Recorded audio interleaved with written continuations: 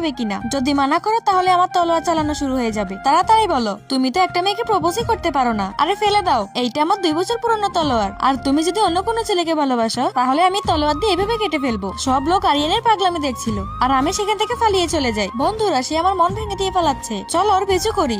আমরা একসাথে হাঁটছিলাম, তখনই আমার একটা ফুল পছন্দ হয়। আমি ছবি তুলতে যাচ্ছিলাম, তখনই আরিয়ান ফুলটা নষ্ট করে ফেলে। আরে শালা, ফুলের গাছ কি তোর বাপ লাগিয়েছিল না তোর মা লাগিয়েছিল? তুই ফুলটা ছিঁড়ে ফেললি। তুমি যদি এভাবে পাগলামি করতে থাকো তাহলে তোমাকে পাগলা গারোতে রেখে আসবো। সরি আরিয়ান, তোমার কি লেগেছে? এই তুমি চুপ থাকো, এখানে 2টা পিঁপড়া যুদ্ধ হচ্ছে, আমাকে দেখতে দাও। ঠিক আছে, তাহলে আমি যাই। আরে কোথায় যাচ্ছ?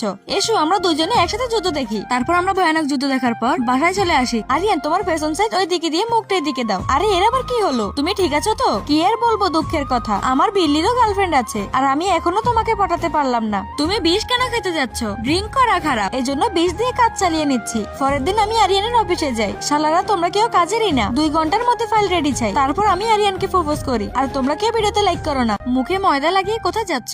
এটা ময়দা না মেকআপ। আরে আমি এই বাড়ি ছেড়ে চলে যাচ্ছি। যাও, ঠিক আছে, কিন্তু আমার জুতাটা তো দিয়ে যাও। শোনো, আমি আজকে থেকে তোমার এক্স গার্লফ্রেন্ড আর তোমার এই বাজে চেহারাটা আমার সামনে কখনো দেখাবে না। যা সর, তাছাড়া তোর মতো পেতনির এই বাড়িতে কোনো জায়গায় নেই। তারপর আমি রিয়ের বাড়িতে চলে যাই। রুমা, তুমি কি এখন থেকে এখানে থাকবে? হ্যাঁ। আরে মাঝরাতে কে দেওয়াল ফুটো করছে? ভাইয়া, আয়নাটা ভালো করে লাগান, আমার সবসময় আয়নায় মুখ দেখতে হয়। আরে শয়তান, তুই এখানেও চলে এসেছিস? কে তুমি? আমি তো তোমাকে চিনিই না। আমি তোমার প্রতিবেশী। আজকের পর থেকে আমার পেছনে ঘোরার সাহস করবে না। ওরে বাবারে, দাঁড়াও রুমা, আমিও যাবো। Bye bye Aryan. আমি কিছু শুনতে পাইনি, আবার জোরে করে বলো। পেতনি, তোকে তো। আরে এখানে তো আমার খাবার ডেলিভারি দিয়ে গেছিল। কোথায় গেল আমার খাবার? আরিয়ান, তুমি আমার খাবার খেয়েছো তাই না? খাবার আমার ঘরের সামনে ডেলিভারি দিয়ে গেছিল। আমি তো ভেবেছিলাম আমার কোনো গার্লফ্রেন্ড আমাকে দিয়েছে। এটা আমার কুকুরের জন্য।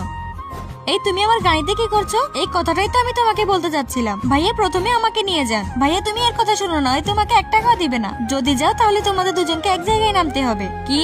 তারপর রুমা রাতে অনেক ড্রিঙ্ক করে ফেলে, এই জন্য কাঁধে করে তাকে আমার বাসায় নিয়ে যেতে হয়। বন্ধুরা, তোমরা কেউ ভিডিওতে লাইক সাবস্ক্রাইব করো না।